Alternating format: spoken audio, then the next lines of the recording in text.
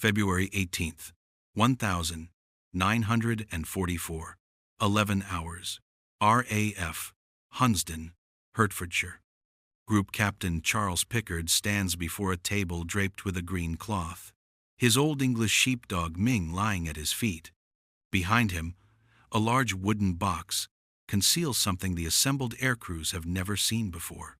Outside the briefing room windows, snow blankets the airfield under thick, gray clouds, weather that would ground any sensible pilot. 19 Mosquito crews file through the door, each man subjected to an identity check by security operatives stationed at the entrance. Something about this feels different.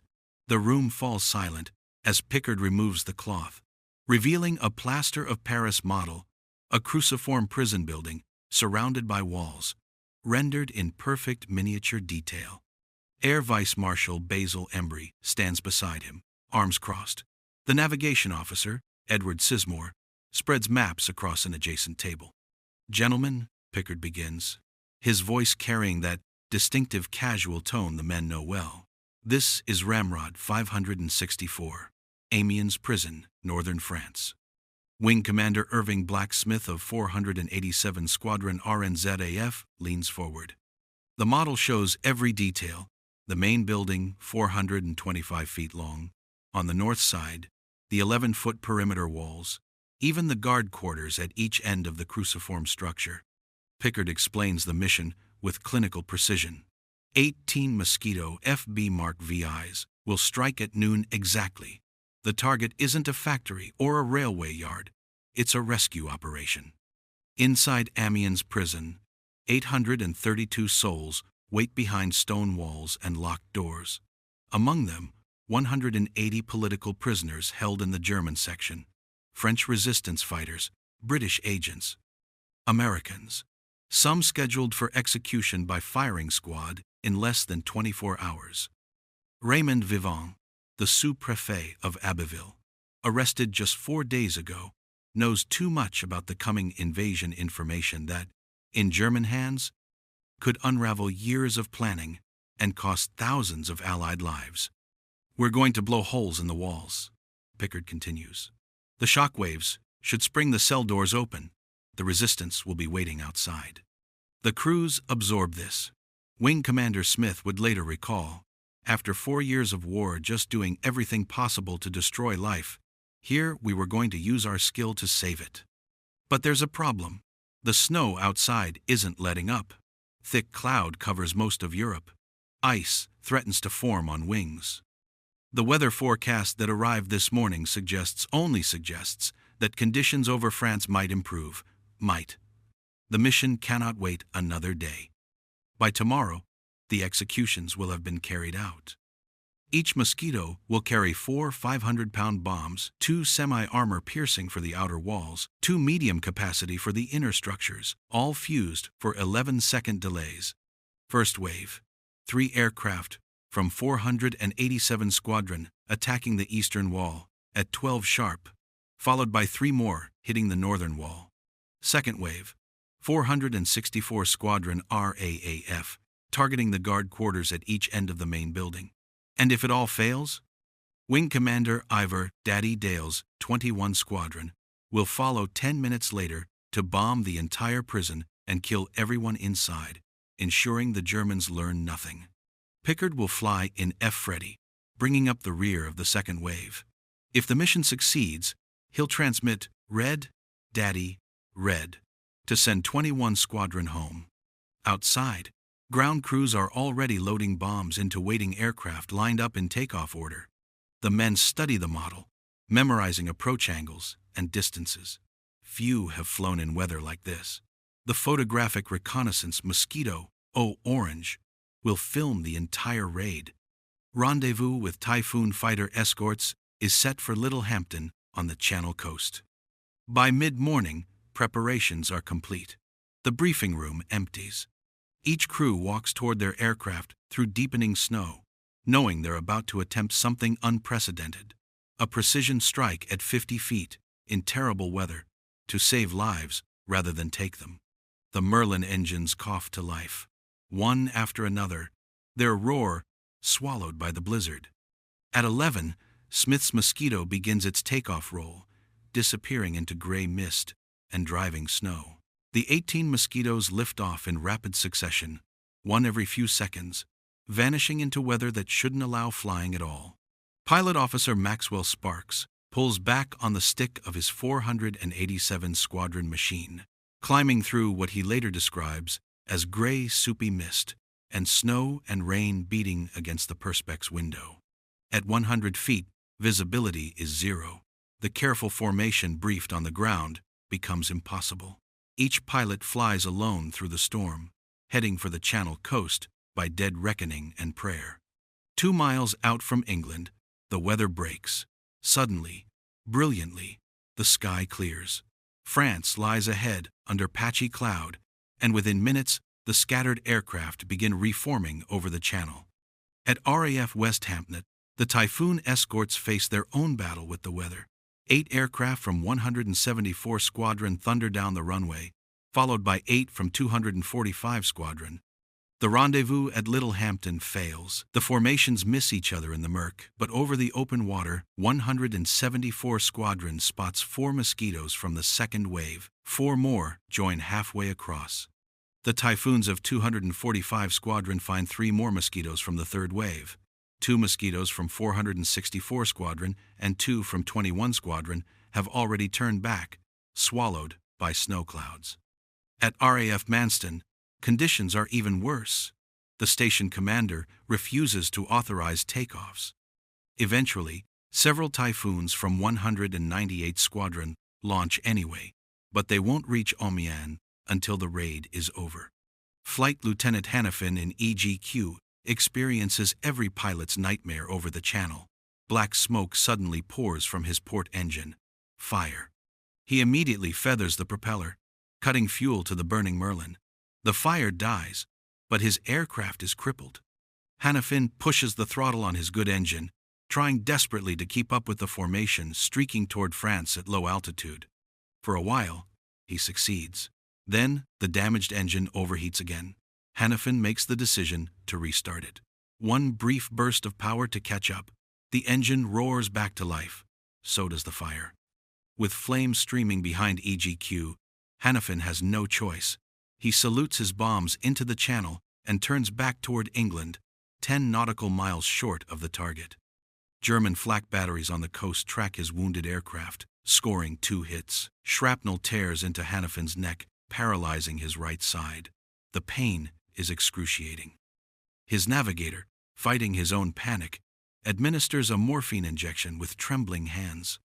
Somehow, through the snowstorm and the agony, Hannafin will nurse EGQ back across the Channel and land at a Sussex airfield. The remaining Mosquitoes thunder over the French coast at 300 feet. Below, the snow-covered landscape unreels villages, roads lined with bare poplars, frozen fields. Near Gleasy Airfield, crews spot Focke-Wulf 190 seconds taxiing on the runway. The German fighters haven't taken off yet, but they will.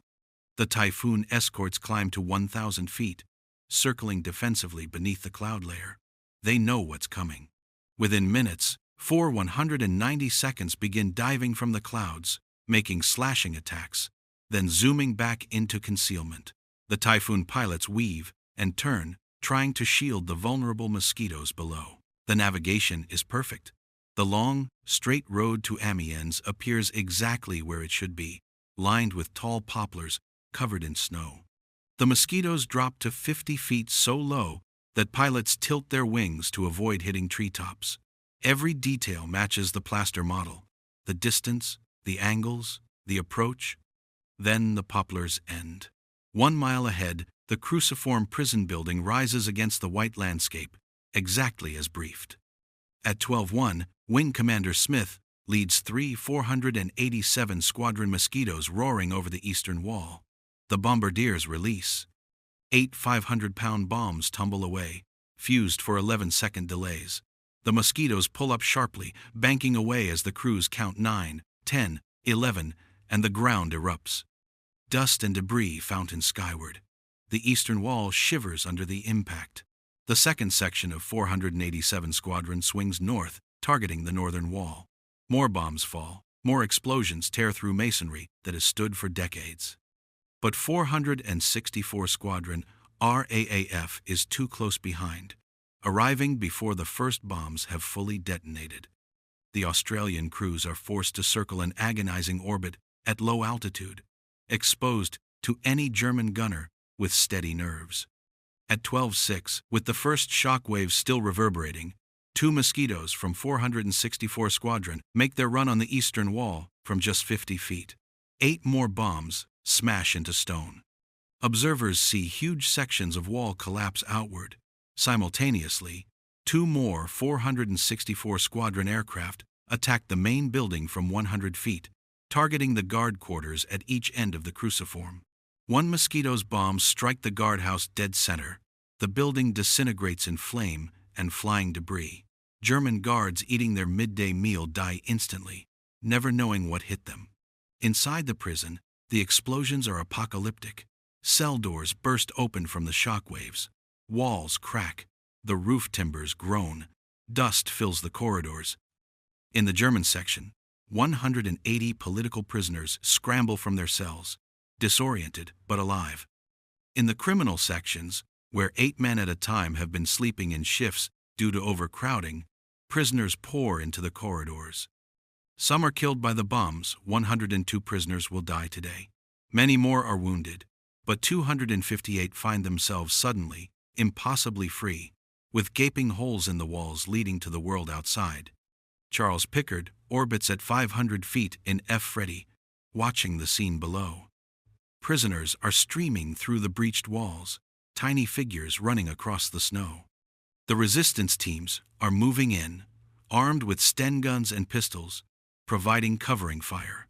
The disguised SS uniforms are working. Confusion reigns among the surviving German guards. Pickard keys his radio. "Red, Daddy, red." 10 miles away, Wing Commander Dale receives the signal and turns 21 Squadron for home. The reserve force won't be needed. The prisoners won't die by RAF bombs today. But now comes the price of lingering. As the Mosquitoes turn for home, the Focke-Wulf 190 of Jagdschwader 26 arrive in force. The German pilots dive from cloud cover, focusing on the aircraft at low altitude, slower, vulnerable, laden with empty bomb racks. Flying Officer J.E. Renault of 174 Squadron is flying his Typhoon escort at low altitude, covering the withdrawing Mosquitoes when he hears a sharp bang.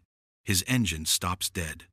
There's no time to react, no altitude for recovery. He crash lands in a field at Poulainville and is immediately captured by German soldiers. Lieutenant Waldemar Radner, the German pilot who shot him down, will mark his 12th victory that day. Renault had thought flak hit him, only later will he learn the truth. Squadron Leader A.I. McRitchie's Mosquito, SBT, is struck by actual flak near the town of Albert, 8 miles from the target. The 500-pound shells tear through the wooden airframe. McRitchie fights the controls as the Mosquito plunges toward the earth, managing to level out just enough for a crash landing. He survives the impact, injured but conscious. His navigator, Flight Lieutenant R.W. Sampson, is dead in the seat beside him. Near Amiens, Mosquito EGT of 487 Squadron takes a flak hit that wounds Pilot Officer Maxwell Sparks and damages the port engine. Sparks feathers the propeller, praying the good engine will carry them across the channel. Somehow, flying on one Merlin, he coaxes the battered aircraft all the way to RAF Ford on the English coast and sets it down. Sparks will live to tell the story. Charles Pickard has stayed too long. He's made his final orbit, confirmed the success, sent the signal. Now, turning F. Freddy north toward home, he's the last aircraft in the target area alone, exposed, slow. Feldwebel Wilhelm Mayer spots the lone Mosquito from his FW-190. He dives, lines up the shot, and opens fire. The cannon shells are devastating at close range. F. Freddy's tail assembly disintegrates. The Mosquito tumbles from the sky and crashes at St. Gratien, 8 miles north of Amiens. Group Captain Charles Pickard, the man who led them in, the pilot who starred in Target for Tonight, who flew agents into occupied France by moonlight, who survived ditching in the North Sea and the Bruneval paratrooper drop, dies in the wreckage. His navigator, Flight Lieutenant John Broadley, dies beside him. Ming, the old English sheepdog, will never see his master again. 10 minutes later, Mayer damages another 487 Squadron Mosquito, claiming a probable kill. The FPU photographic Mosquito, Orange, makes 3 dangerous passes over the burning prison, its camera recording the scene for history. The 2 174 Squadron Typhoons, flying escort, stick close, watching the skies. On the return journey, Flying Officer Junior Markby pulls his Typhoon alongside the Mosquito for a close look. He's relieved the photo ship has better navigation equipment. His fuel gauge is running dangerously low. 3 days later, on February 21st, 2 more PR Mosquitoes return with 4 Typhoon escorts from 247 Squadron to photograph the damage. The German flak gunners are ready this time, having reinforced their positions. Flight Lieutenant C.E. Brayshaw, commanding A Flight, takes a hit that damages his engine. He turns back toward England, but pieces of the tail section break away. From 700 feet, there's no recovery. The Typhoon dives into the sea off Cabourg. Brayshaw's body is never recovered. 2 more Typhoons are damaged. Another pilot wounded. Inside the shattered prison, chaos continues for hours. Of the 832 prisoners held at Amiens on February 18th, 258 escaped through the breached walls. Among them are 12 men scheduled for execution by firing squad the next morning. Raymond Vivant, the sous-préfet who knows too much about the invasion, vanishes into the network of safe houses prepared by the resistance. But freedom comes at terrible cost. 37 prisoners are cut down by German machine gun fire as they flee across the open ground. 102 die in the bombing itself, crushed by falling masonry, killed by the very bombs meant to save them. 182 escapees are recaptured in the following days and weeks. Some face immediate execution. Others endure intensified interrogation. Yet the mission achieves something beyond the raw numbers. The escaped resistance prisoners, safely hidden across northern France, begin exposing German counterintelligence networks. Over 60 Gestapo agents and informers are identified and neutralized. The elaborate trap and turn operations that had been rolling up French networks suddenly collapse. Lucien Pierry, the Amiens shopkeeper who had been informing for the Gestapo since 1941, loses many of his sources overnight. Ordinary criminals who escaped receive an informal amnesty from the French police, a tacit acknowledgement that the RAF wouldn't have risked such an operation for common thieves. These men melt back into civilian life. At RAF Hunsdon, the returning crews land through the same snowstorm they departed into. Ground crews count aircraft. 2 Mosquitoes lost McRitchies and Pickards. Hannefin's battered EGQ is down in Sussex. Sparks limped into Ford. The Typhoon squadrons report their own losses. Everyone is told to keep quiet. Pickard might have survived the crash. He might be evading, making his way back through France. Hope lingers for weeks, but gradually the truth becomes clear. It won't be until September 1944 that the RAF formally announces Group Captain Charles Pickard and Flight Lieutenant John Broadley were killed in action on February 18th. In March, Dominique Ponchardier of the French Resistance sends a message to London. "I thank you in the name of our comrades for the bombardment of the Gaol. We were not able to save all. Thanks to the admirable precision of the attack, the first bomb blew in nearly all the doors, and 150 prisoners escaped with the help of the civilian population. Of these, 12 were to have been shot on 19 February. In addition, 37 prisoners were killed, some of them by German machine guns. 50 Germans were also killed. But questions remain, questions that will persist for decades. Who actually requested the raid? A post-war RAF investigation reveals that resistance leaders weren't aware of the operation until the RAF requested descriptions of the prison layout. A most secret letter of thanks exists, signed C, the code name for Stuart Menzies, head of MI6, but Maurice Buckmaster of SOE's French section claims he never saw it, never requested the raid, doesn't know who did. Some historians believe the true purpose was strategic deception, a spectacular raid to convince German intelligence that Allied interest remained focused on the Pas-de-Calais region, drawing attention away from Normandy, where the real invasion would come 108 days later. Whatever the truth, Operation Jericho stands as one of the most technically precise air raids of World War II. 18 Mosquitoes, flying at 50 feet in terrible weather, struck a target just 425 feet long, with enough accuracy to breach walls without completely demolishing the building. The 11-second delayed fuses worked exactly as planned. The coordination between bomber waves succeeded despite impossible conditions. The film from Orange captured it all, a permanent record of what skilled pilots in wooden aircraft could achieve when lives, not just targets, hung in the balance.